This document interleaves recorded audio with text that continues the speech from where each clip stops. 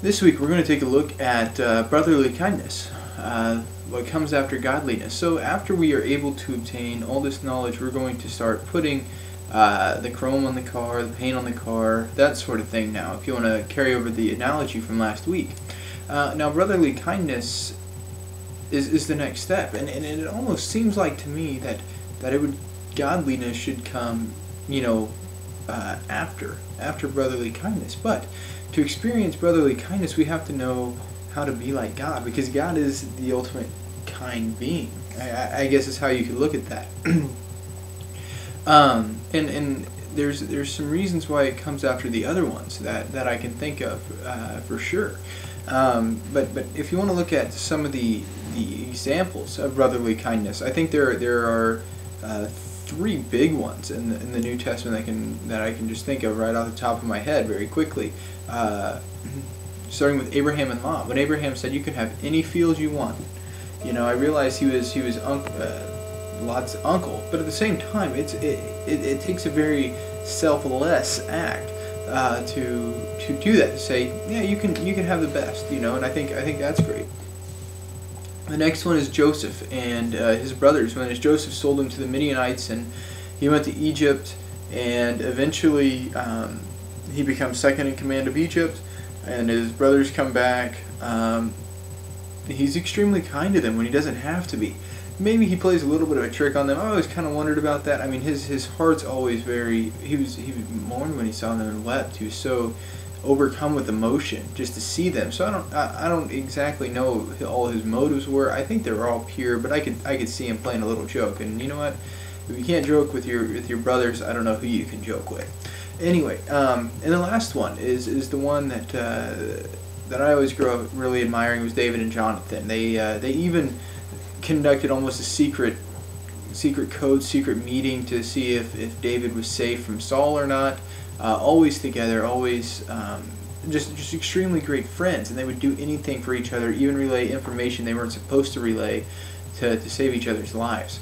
And I think that's where it goes, is when we can have brotherly kindness, we're going to do anything for the other person. But to really understand and really experience being able to do anything for the other person, I think we have to master ourselves first.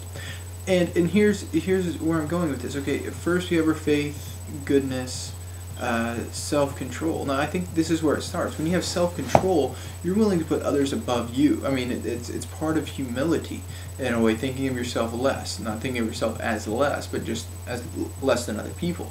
Now, when you can start looking at other people not as people, but as souls, and take it to that next thing, you all of a sudden you're not doing it for the physical sense, you're doing it for the spiritual sense.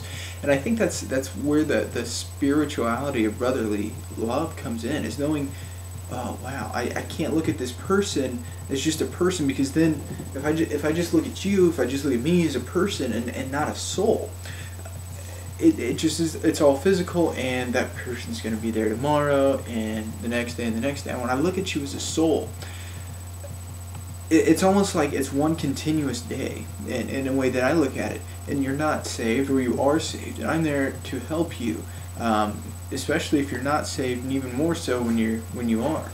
And when I can see you as a soul, it's aiding you to get to heaven. And when I can aid you to get to heaven, that's one of the purposes why I'm here on this earth. And that's the point of brotherly kindness, I believe, is to help each other in their times of need, spiritually, physically, emotionally, whatever it might be, to aid you to get to heaven, ease your burden. When you're able to carry the load with two people, it's much lighter, it's much easier. So if I'm self-controlled enough to realize, hey, this person is moving, this person's going through a tragedy, this person's going through something really, really difficult, and I have to give up watching a Saturday of college football. College football is my favorite, okay? New Year's Day is my favorite holiday because of all the college bowl games. It's a lot for me to give that up. And when I can say, it's just a game, and when I can go over and say, Bob needs help moving, I'd rather be watching college football, but Bob needs help, so I'm going to go help him out. It's self-control and saying, I can give up of myself to go help someone. And the self-control is the base of that. When you aren't selfish anymore, you can be kind. When you take yourself out of the equation of saying, what do I want? But then you say, what can I do? That is the expression of the maturity from self-control, from selfishness to self-control to brotherly kindness. That's the progression. And it's saying, quit being selfish. Have self-control. If something needs to be done, you do it. And you forget about what you want to do, but when the Spirit tells you to do this, when you are guided to it, when a brother needs your help, be kind. Give of yourself. It's not a sacrifice anymore when you realize, I can grow spiritually from this, he can grow spiritually from this. It becomes a privilege. And I'm not saying, I'm not trying to say whatever you do is a privilege or whatever that, and just be happy with it and try to brainwash you to say everything's going to be hunky-dory and cheery. No, it truly is a privilege to know that you're helping a brother, you're helping a sister, whoever it might be.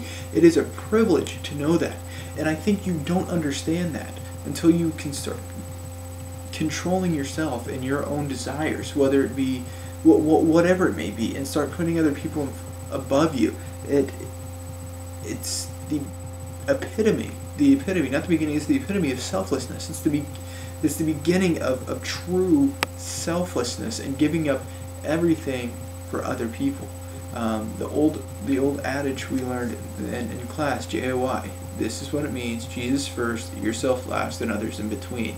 Putting others above yourself. Yeah, I want to watch that game, but I know that person needs help moving, and I don't like moving. That's my job right now, is moving appliances into houses. So when I can start giving of myself and saying, yes, that person needs help more than I need to watch football, that becomes brotherly kindness. Anybody can be kind when it's convenient.